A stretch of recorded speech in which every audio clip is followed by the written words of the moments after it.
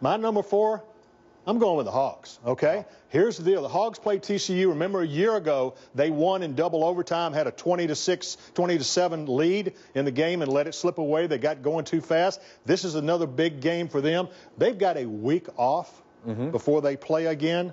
With everything that Brett Bielema went through last year, for them to start 2-0 and to beat TCU, be huge. Would be huge. Fair enough. I like that one. All right. On the other end of the spectrum, when it comes to experience and how long he's been at the college level, and I'm talking about Austin Allen at Arkansas. The Hogs had a little extra time to prepare for TCU since they opened on a Thursday. I know it's hard to take much from their game against Florida A&M. But when you look at Austin Allen in general, the experience he has, what do you like most? That's exactly what I like, his experience, his poise, and a team where they're known to run the football, but he's a guy who still puts up big numbers. He's I know he has the interceptions and all that kind of stuff, but he still produces in big-time games when they need him. So I like Austin Allen still with guys around him. He's still productive. He's tough. He's a son of a coach. He makes big throws. He did have 15 interceptions last year, which to me is too many against 25 touchdowns. But I went to see him in the spring, said he's been working on that. I think this guy is a very underrated quarterback. That just comes from them coming from behind. But play from behind a lot. You can only keep one. We have Fromm has knocked off Stidham. Now it's Fromm against Austin Allen. Who are you guys taking? I think we're going to Austin Allen. I think we're going to Austin. You're going Austin Allen. We huddled and talked about it. Okay. It's a tough call with Fromm, but I like Austin Allen. I like his toughness. Especially versus TCU. So now standing is Austin Allen. Okay. You all see how we're doing this. Okay, good. So you get Nicky Fitz at Louisiana Tech or Austin Allen against TCU. Who advances? Tony? It's a tough call. It was a tough call, but at the end of the day, we like Fitz. You like Nick Fitzgerald. We like Fitz. So Austin Allen, one and done. He's on. Nick Fitzgerald moves on. Last season in Texas, Arkansas and TCU played a thriller. Arkansas won. Now they shift to Fayetteville. What are you watching for here? Obviously, I love Austin Allen. We just talked about he loved Jalen Hurts. I love Austin Allen for sure. But his big guys up front, I'm watching for them again. Obviously, their offensive line averages 323 pounds. TCU, on the other hand, their D-line, 264 pounds. If they can control that line of scrimmage and move that power forward, this could be a long game for TCU if they get that run game going like we know Arkansas can do. For Victor, touchdown wins it for the Hogs. It was a call that we had practiced. It actually been in the game plan a couple of weeks. You get to play him from the sidelines and it's QB draw, and you kind of look over like, is that the play? And they run it. We know that he's known as a pocket passer, but he likes to refer to himself as a dual threat. So this was his opportunity to shine in a running mode, and he wasn't going to be denied. I already knew what play it was because I was thinking back to it was a similar look from the Ole Miss game the year before. I just knew Frank was going to push somebody through the end zone and Austin was going to walk right in behind him. Try to cut it up, and next thing you know, I know there's a guy right there, and luckily he kind of lost his footing. It might look like I ran him over, but he slipped a little bit. Frank kind of gave me a wedgie into the end zone. Allen on the ground, trying and push through for the win. The majority of people say I pushed him in, but he still argues that he went beast mode there. I think he did have a little bit of drafting going on behind him. I think his man Frank Ragnall, as well as a couple others, were worried about his leg strength to get over that goal line, and they helped him out a little bit. I told him you should run me more. Good things happen. Austin Allen gets his first opportunity this season against a ranked team Saturday as the Hogs host TCU in that rematch from last season. He threw 15 touchdowns against ranked teams last year, tied for the most in FBS. As for last week, Chris Doering, his numbers a bit misleading, perhaps? Imagine completing 73% of your passes, having a quarterback rating of over 140, and your team winning 49-6 and not being happy. Well, that was the case with Austin Allen after the game on Thursday against Florida A&M because the expectations that he has for himself are even higher than what the fans have. Let's take a look at what he did poorly that he can look to improve on in this game on Saturday. So this here is a third down pass. They're trying to get past the 10-yard line there to get that first down. You got a crosser here. It's a dig concept with this guy clearing out the zone, and there's an outside receiver that's going to come down and run a dig square right in the middle of the field. The important guy here is this guy, the tight end. He's going to be the flat control, so he's got to come flat down the line of scrimmage to hold this defender and get him to suck up, and so they can complete the dig behind him. All right, so at the snap of the ball, what we see is Austin Allen looking down the middle of the field like he's supposed to, but look how deep now the tight end has gotten pushed here. Instead of being at the line of scrimmage where he can hold that defender, he's too deep, and now you've seen the flat defender fall back underneath. Austin Allen took a bad play and made it worse by forcing it. Should have thrown the football away. All right, now we're going to have the classic fork route here. You're looking for, this is a quarters beater. Typically, you got a post here trying to clear it out with a guy running the corner route underneath. Unfortunately, as we snap the ball, they catch single high safety in the middle of the field. So you're thinking either man or zone, probably zone at this point in time. And now the important guy becomes this guy, all right? So as Austin Allen's looking down the middle of the field, he knows that he's going to have one of those two players coming open. And right now, he's even with this guy. So you're thinking, throw the post over the top. But now look where his eyes are. He's staring down this guy, and the corner ends up reading it and breaking on the football to undercut the pass. Got pass interference, probably the best of the possible situation. Could have easily been an interception going the other way. Now, the final play we're going to look at is a hard, naked bootleg, all right? So the job of this guy, he's going to slam down here, sell the run away, and then sneak out into the flat. You're going to have an over route here and a post that you can't see clearing things out over the top. Now, as Austin Allen play fakes it hard, you see right now this guy's covered, so you're thinking maybe this guy's going to come open, but there's a lot of defenders here. You got a guy underneath and a guy over the top. So Austin Allen should be looking at potentially either trying to throw the football away or scrambling to run for whatever he can pick up at that point. It's first down. Don't throw an interception. Live to play another down. Those were three bad plays where Austin Allen was looking to try to make a play when he should have had a little bit better judgment and come back and allowed his team to regroup and see what he could do later on. If this Arkansas team's going to win on Saturday against TCU and furthermore have a successful season, it starts with Austin Allen. He's got to make better decisions. He's got to make better choices. I think you'll see some improvement this week against the TCU. Doesn't matter where the teams are playing right now, though. We've got three SEC teams, Auburn, Arkansas, Georgia, all playing ranked non-conference teams. Who's got the best shot of a win? Who are you most confident in? Who are you least confident in? And this is the best we could do for maybe. You're going to pick all the games a little bit later. We're going to pick. We're not going to tell who we're picking, but right now I'm going to go with this one here. The Arkansas matchup with TCU. That's the one that's at home. Well, but last year went to double overtime. We got a new defensive scheme for Arkansas. Paul Rhodes 3-4. Let's see how it does against an FBS opponent. And on the other side, TCU last year had a bunch of guys out on the defense. They've gotten bigger and more physical. This to me is a total toss-up despite the home field advantage for Arkansas. 9 starters back on offense. Kenny Hill, former Aggie, played well in the opener last week. Of course, they played one of those cupcakes. Right. How about 23rd ranked TCU visiting Arkansas? This is the one we talked about. I didn't have a ton of confidence in, all right? I'm going with Arkansas 28-24 here, all right? Remember last year, Kenny Hill was their quarterback, had 111 yards rushing, and this defense that Paul Rhodes now has installed, the 3-4, is designed for this type of offense to contain this type of quarterback.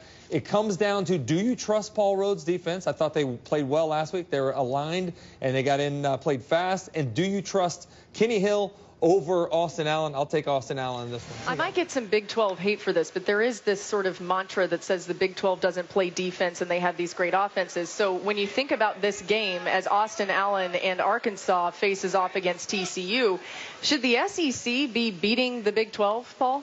Most certainly. And listen, Gary Patterson is one of the defensive coaches that you always talk about, but in the Big 12, they have not played a lot of great defense. One reason some people are so concerned about Jarrett Stidham, but this is an important game for Brett Bielema. He's got A&M in 2 weeks. He needs to start establishing identity at that program. Yeah, Devoir Whaley and this offensive line is how they beat TCU, and then open it up because you want to throw the ball with Austin Allen. You want to have him have opportunities to go downfield with Jared Cornelius and those guys in the secondary. But look, I will never get away from what I think Brett Bielema's MO is, and that's playing physical football at the line of scrimmage and being able to dominate teams over and over over again in the run game. They're going to have to do that, Marcus, because their passing game looked very poor last week. They weren't in sync. Their playmakers weren't able to separate from average defensive backs. And Austin Allen didn't look in rhythm at all. And so to win this game, they're going to have to run the ball. And it's probably going to be 3-4 yards in a cloud of dust over and over and over again. We'll start with TCU against Arkansas.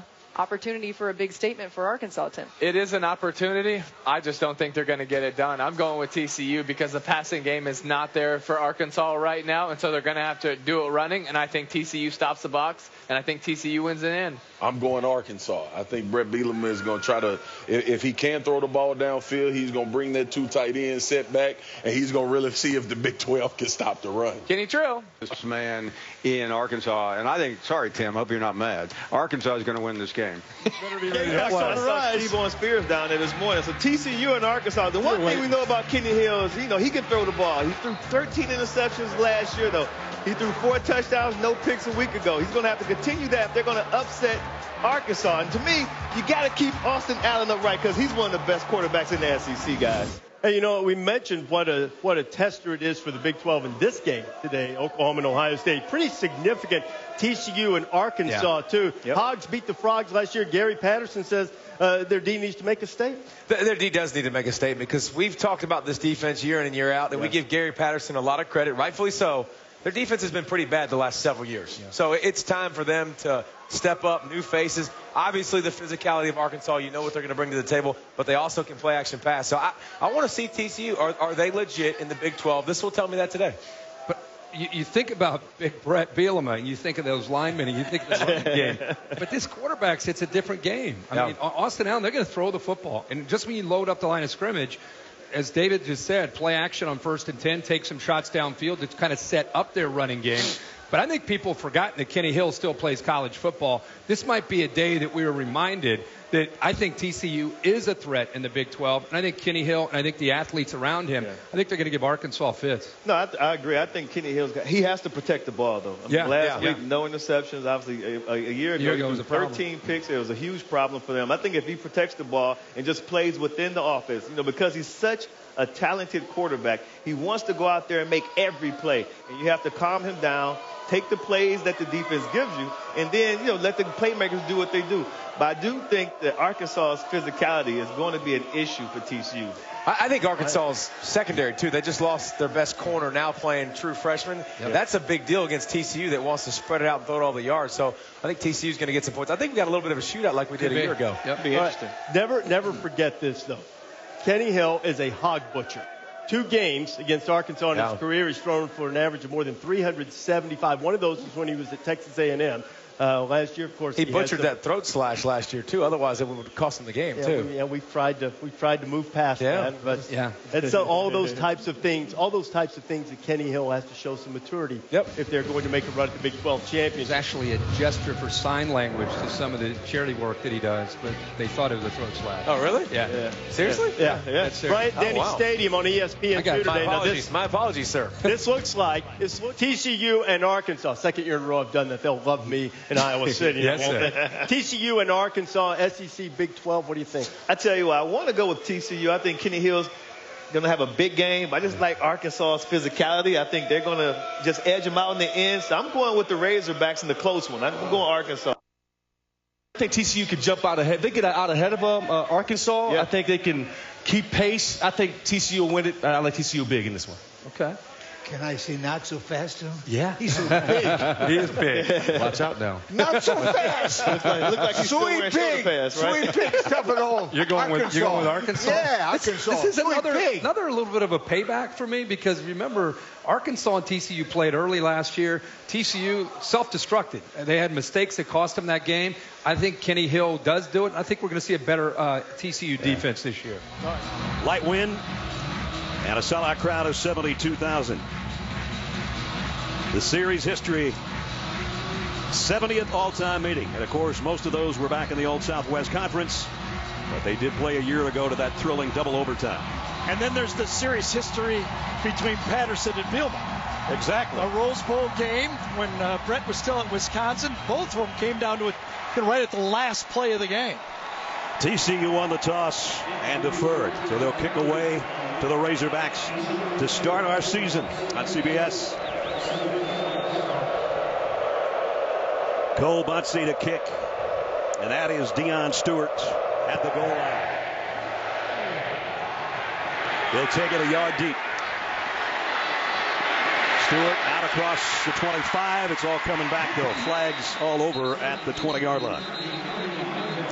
So that's the way to start the season. 3 flags down. Second down and 6. Hill rolls to throw. Fires. Got his man in and out of his hands, though. Great play as Desmond White was the intended receiver. And throws it, and at the last second, Ramirez gets his left hand out there and then pries it loose. Career life-threatening injury. So they miss him, but they've got good backs. And Deboah Whaley, Chase Hayden, the freshman, will see him as we go along. And right now it's Williams, as I said, in there with Austin Allen. Third down and 5. Short throw, nice catch. And they're going to get interference, so that left hand hooked him. So first down at the 35. And it's Williams straight up the middle. Big run and 9-yard pickup. Williams, the biggest guy they have in the backfield at 230, and he used all of it there. 9 yards, second down and 1. We'll check on Stewart when we can. Williams again, both hands around the football, and he's just taking frogs with him for a ride. Already 3 carries and a couple of first downs for Williams. It's Deboah Whaley in there now. They fake the pitch on a bootleg and down the middle, wide open. This will be an Arkansas touchdown. Jonathan Nance.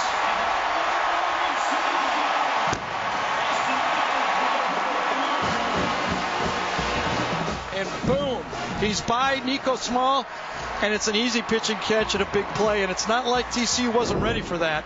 Play action crossing routes. That's all they practice. Second down and 9. He takes it away from Hicks, slips and falls, and it's going to be third down and about 12.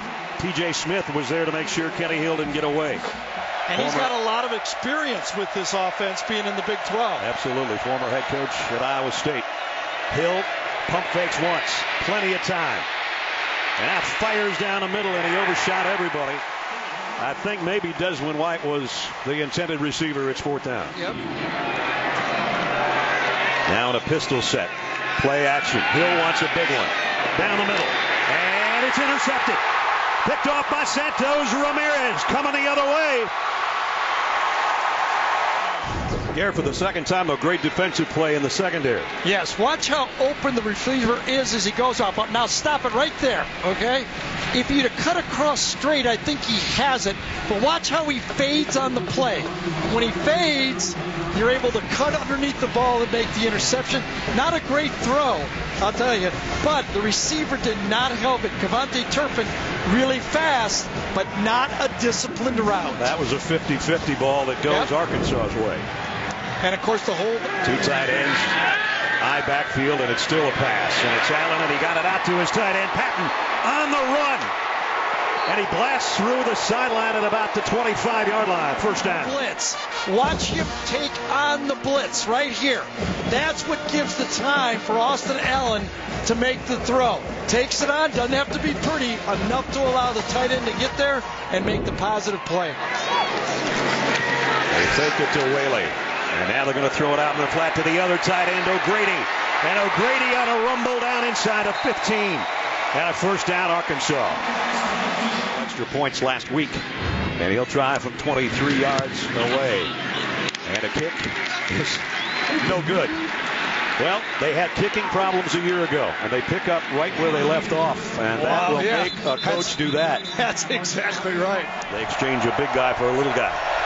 On 3rd and 10. Hill all day to throw. Wide open. Man inside the 10. And the ball is out.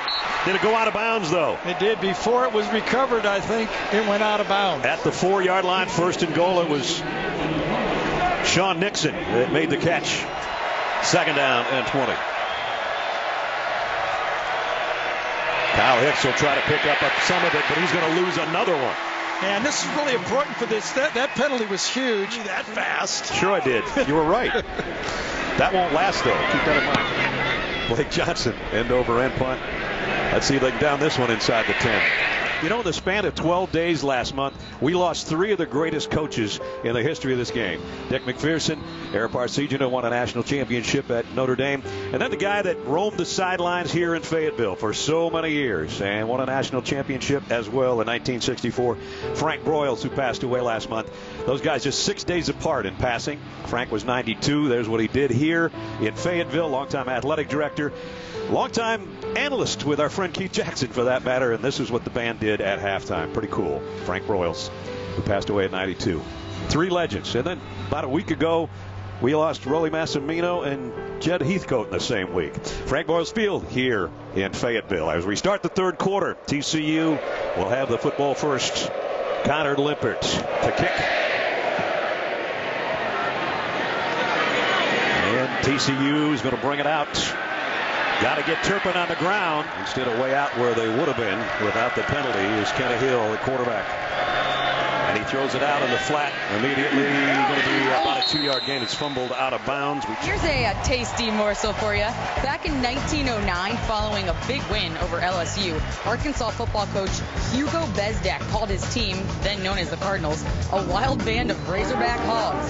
The Razorbacks went on to a perfect 7-0 record that season, and Bezdak continued his coaching prowess in both professional football and baseball with the Pittsburgh Pirates. A little history for you. In the red zone, that's Turpin in motion. He's going to set up now in the backfield for a second. They're going to flare it out to him. Got a nice block on the corner.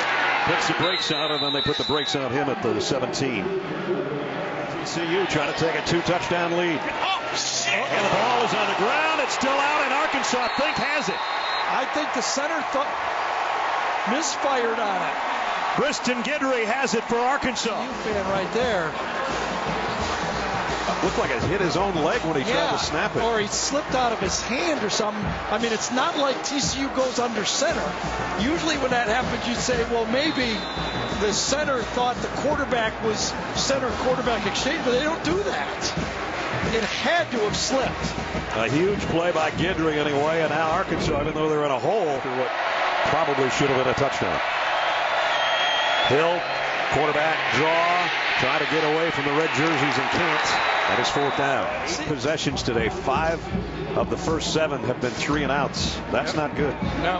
And a missed field goal that would have helped the cause. That's just the 16th play since the first play of the second quarter. And that's 3rd and 14. Now you got to be careful on this snap. 3rd and 14. Be careful with the ball. Here comes the rush. Allen waits. He's going to run with it. He's going to get there. Are you kidding? I know. How about that? Right there. Now it's Williams. And he's got a big gainer this time. David Williams. He'll take some Horned Frogs with him down all the way to the 40-yard line.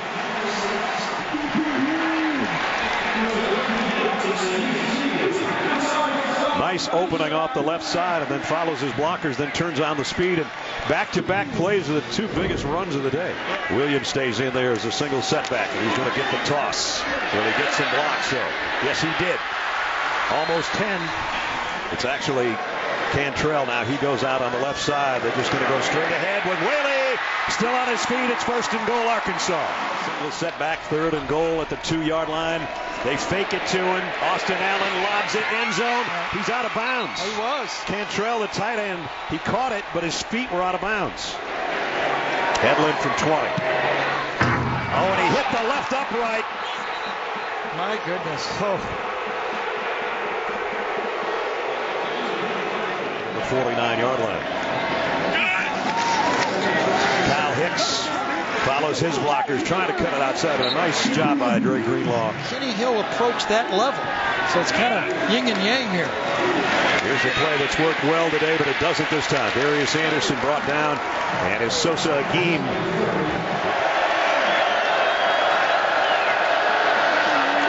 Hill going to throw it short to Alanalua. He doesn't have much room to work with, and a nice job by Arkansas as Randy Ramsey brought him down.